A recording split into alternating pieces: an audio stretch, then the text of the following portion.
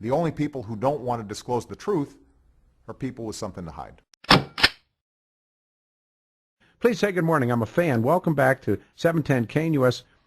He is in our business, but he does so many other things as well. Mark Stein joins us. Mark, thank you, man. Good morning. Welcome back to Denver. Hey, good to be back with you, Peter. You too, sir, because everybody hears you on Limbaugh when you fill in for Rush and that distinctive voice. But talk a little bit about yourself before we begin to speak about the new book. Well, I like doing radio, but I think it's a very different skill set when you basically come out of your cave and down from the mountains to guest host once every 6 weeks. That's a very different skill set from doing it 3 hours a day, 5 days a week, year in, year out. So I'm very grateful for doing that, but it's not my principal activity. I've been a writer for a long time, and I've written all over the world in Canada and the United Kingdom and Australian newspapers.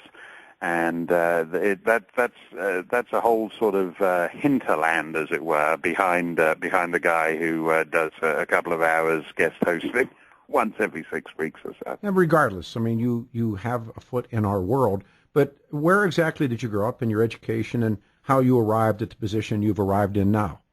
Well, I was born in Toronto. And at the Wellesley Hospital, which is named after the Duke of Wellington's family, and it's not there anymore. They razed it to the ground and salted the earth after I was born. They didn't want to take a chance of that happening again. But at least at least we know the name of the hospital, unlike the president that you were born in. That's right. And actually, I do have, oddly enough, as a condition of my presence in this country, I did have to provide my long form birth certificate. So I don't know whether I'm ready to go full birther, but I think it's slightly odd that to be me, if I want to come to the United States, I have to provide a long form birth certificate. But if I want to run for president, any old photocopy from Kinko's will do. Well, so I find that a bit odd. But I was in radio when I was a teenager, and I got fired as a disc jockey. And on the way out of the reception area, I picked up the photograph of me. The receptionist handed me the photograph of me on the wall, saying they didn't need that any longer. I know that one. And I walked through the street holding this thing under my arm, and had an idea for a little funny newspaper thing, and I sent it to a paper owned by Rupert Murdoch, and his efficient accounts department sent me a check a month later, and that kind of became a habit. And so I was a disc jockey who became a writer. You know, it's interesting. You're speaking to a full-blown birther, and I say this: Barack Obama could not pass E-Verify. He's never given enough credentials, or what people call your verifies of your life, that this man, the President of the United States, could not pass E-Verify. You don't know his Social Security number is phony. Everything, his selective service number is phony. Of course, his passport's been deep-sixed. You're absolutely right, Peter. I mean, what I find odd is when people present it as a crazy conspiracy. I don't think it is crazy. I think it would be the sort of thing that could happen very easily, and if you're audacious enough, you could, and you had the cooperation of a relatively small number of people, you could do very easily. Peter O'Toole, the great actor who starred in Lawrence of Arabia, who died a few months ago, he had a valid birth certificate stating that he was born in Ireland and a valid birth certificate stating that he was born in England. And he didn't know which of those, and nor did anyone in his family, didn't know which of those was accurate. But, you know, and it's not that difficult to happen. And so this idea that somehow anyone who thinks that it would be difficult to obtain a fake Hawaiian certificate of live birth is someone who just doesn't know how these things work. Or better yet, that his father's race was African. Now, African is not a race. Right. And that's, if you look at the birth certificate that they submit, which is a digital forgery, right, it says father's race, you can't find another black kid in Hawaii 10 years on one side of it, 10 years on the other side of it, that uses African as a race. African is not a race, but and then I want to take away from your message this morning, but I believe that some politically correct hack working for the president or working around Valerie Jarrett, right, who can't say colored, who can't say Negro, because No. those were the words that would have been used. So Right, he creates, I call him Jimmy down the hall, Mark. He's this guy that I call Jimmy down the hall. And Jimmy down the hall made that birth certificate. I'm convinced of it. Yeah, and puts in, as you say, an anachronistic Sure, word that yeah. people would not have used Yeah. in 1960. Yeah. But you know, I've got a whole little section on my book about what is the fascinating thing about Obama is that he's a man with this mutable biography that is just whatever happens he's to a suit chameleon. him at the moment. You know, so for example, for whatever it was, for over 15 years, his publicist found it convenient to promote him as a man born in his official biography as Kenya. a man born in Kenya. And remember this, because I spent too much time with this. He wrote that biography, and she now says that she did it. Now think Right. think of all the places in the world, Mark. Why would she choose Kenya if she was making up a story? Yeah, no, I know. It's like again, it makes no. But years ago, when he first emerged in whatever it was, 2007, I think it was, I was guest hosting for Sean Hannity on Fox, and I called him Barack Obama, I think it was, and Bob Beckel rebuked me for mispronouncing his name. And the fascinating thing is, until he was almost 30, Barack Obama called himself Barack Obama, like his father did. Absolutely.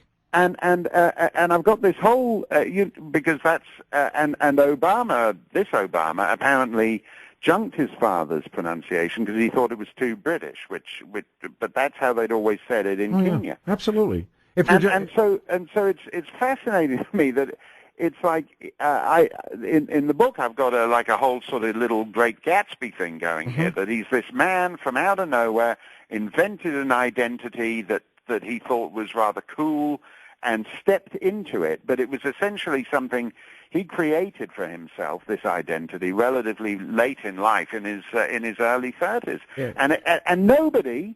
People who were are fascinated by some friend of a friend of a friend of somebody who Bristol Palin dated for 20 minutes in grade 9. Take no interest whatsoever in the great inconsistencies and gaps in the Obama. No, it's amazing. Let me two things. You brought up Gatsby, one of my favorites, and I believe that Hillary and Bill Clinton are Daisy and Tom. If you remember what Fitzgerald said, everywhere they went, they left destruction in their wake. Yeah. And I believe that that if Bill and Hillary ran a grift, they grifted the country. This guy's running a con, and he's running what some people call the long con. Do you believe this is? I mean, believe me, I've had 6.5 years of this being called every horrible thing in the world. But what's interesting to me is the people who have been the biggest critics have now gone silent. They don't say anything. They won't. I invite them to come on the radio show and speak about his life, and they won't do it. They've just simply gone. But I used to get politically cartooned in the local papers. Right. I mean, everything that happened. Now they go. Let me ask you this question, Mark. Then we'll move to the guts of the book. Do you believe the time will come, and I say this all, it's Old Testament, it's Greek tragedies, it's Shakespearean, that the truth will out, that we will someday hear or know who this guy really is? I think so. I mean, I actually in the book I actually include him in a section. It sort of gets there where I'm interviewing novelists and I'm talking about plays. It's like a section on fiction that concludes effectively with Obama, because Obama, as much as anyone else, this invented biography is a fiction. It's the there's the whole idea of a guy. The only thing we know about him is that he's written all these memoirs, and the memoirs are full of people who don't actually exist. And he didn't write them. Composite girlfriend. And he didn't write them. I mean, he didn't write them. No, Jack Cashel.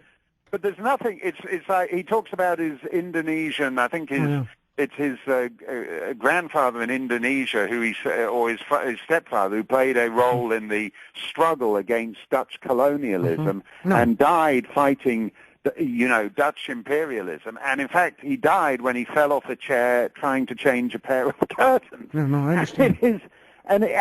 So in other words, even the most mundane fact about Obama is part of it's a mythic Hollywood biopic, Obama, and has nothing actually to do with the facts of his life. It's Monday morning, distinctive voice, the voice of Mark Stein. The book is out, The Undocumented Mark Stein. Don't Say You Weren't Warned. I'm a huge fan of his work. I love listening to him on the radio. Like I said, I come to this point, and I believe this, that if we knew who he was, it's like the Rosetta Stone. We would then begin to understand all this insanity with Ebola, the craziness of Middle East policies, the domestic policies, the kinds of things, the open borders, the allowance of these sick people to get into. We would know. I mean, it's all, I've read the life of Ronald Reagan. I've read the life of the Bushes. I've read the life of George Washington. I've read the life of Lyndon Johnson. You know these people. Yeah, no, just to go back to the Clintons, who you mentioned, comparing them with the Buchanans and the Great Gatsby thing. The Clintons, Bill Clinton is a sociopath, and the idea of Hillary Clinton as president is preposterous to me. But they are conventional Democratic Party figures. Same with Joe Biden. You kind of know what they're interested in when you hear that Bill Clinton is, giving a speech to some disgusting Saudi princes for $250,000. That's what it's about with him. It's about working the Rolodex. It's about the money. It's about the opportunities. It's about the chicks. It's about being able to get himself. He's got like a beach house on the Sunshine Coast in Australia. When I was astonished to find when I was down there a couple of years ago.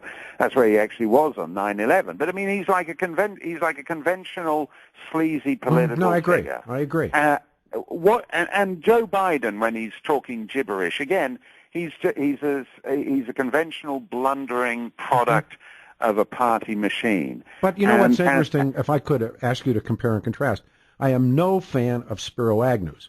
But when you compare and contrast the treatment, and rightfully so, Agnew had it coming.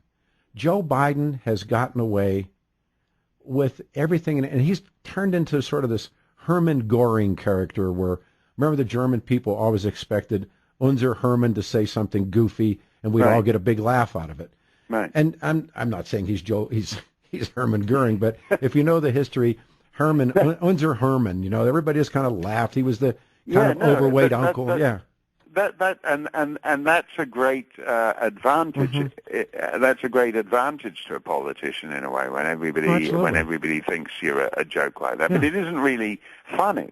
But I mean, even at his worst, he's a conventional political figure. He's a hack. Obama seems not just sort of disconnected from the rhythms of American life, but he doesn't seem like a product even of the Democratic Party. So as you say, when you put together his attitude to Ebola, to erasing the southern border, to his indifference to people chopping off the heads of American citizens on video over in the Islamic State, there's something else going on there, and one day we will know. But it's as if his compass isn't pointing to any direction we've ever known before. But it does. It does if he is who I think he is. Does that make sense? Yeah. Who do you think he is then? Well, I think I think it was best said in Game Change. I think that he had no idea that this was going to work.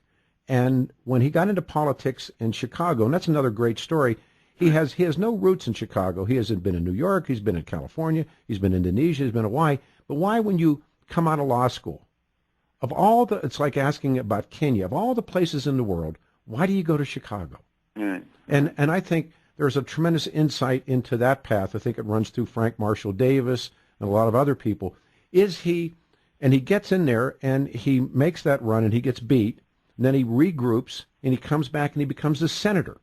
He's in office, I think, 136 days, and he jumps into, and the only thing that he was really known for is he went after Don Imus by saying he didn't want his children to hear, and I'm, first of all, I know Imus a little bit. First of all, if you got two little kids under the age of 7 or 6 or whatever it was, they're listening to Imus. But on the other hand, you went to Reverend Wright's church and they sat in the pew every Sunday and they heard Wright, but and that's when Obama starts, but he literally clips Hillary Clinton. And I think at that point they go, oh my God, what have we just done? But they had to manufacture his life. And I think a lot of that was done at Cook County, the Selective Service, the beginning to hide things. I think that's true. I mean, to me, what is interesting to me is that he's a kind of 1-800 president, in that his area code isn't located in any actual area. But and that's why it's a purely ideological thing. I mean, again, it's like it doesn't matter where you start the clock on him, whether you talk about Hawaii or even Kenya. I mean, he's not even typical of the kids of Kenyan politicians of that generation. But somebody had to make a decision. This is the $64,000 question.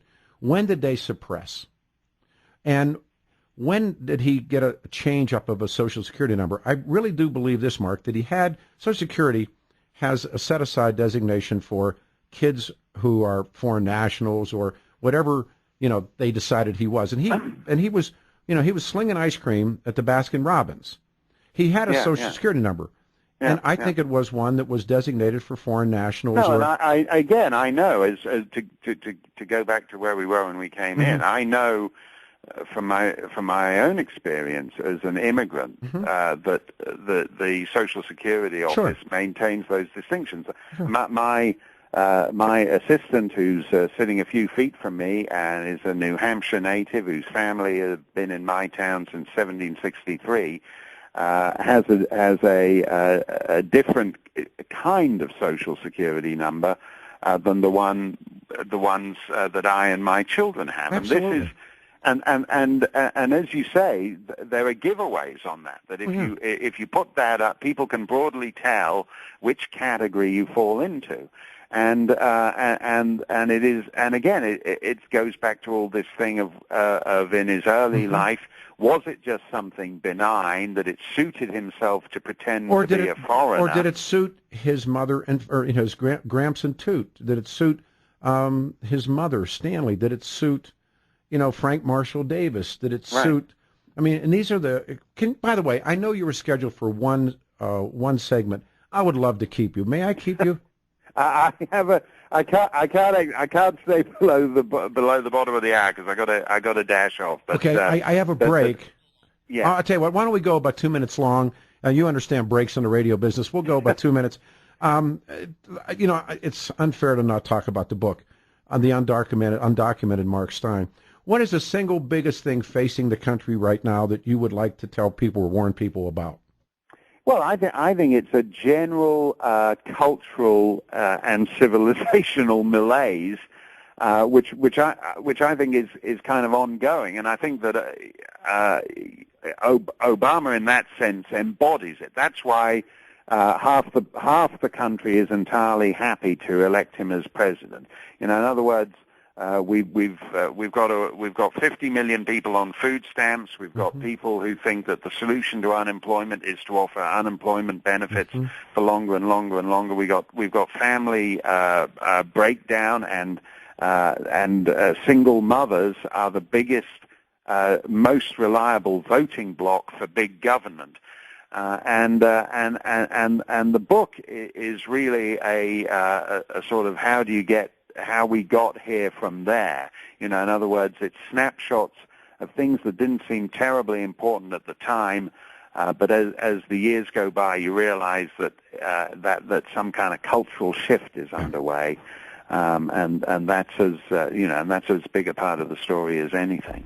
I'd love to get you back. If I could, please put you on hold, speak with Casey, and see if we can find a place for us in the next 2 weeks and come back and continue to talk. I'm a big fan, Mark. I hear you when you're on Russia, reading your books, and I know you. So if you would do that, I would really be honored for you to come back. Okay, I'd love to do it. The only people who don't want to disclose the truth are people with something to hide.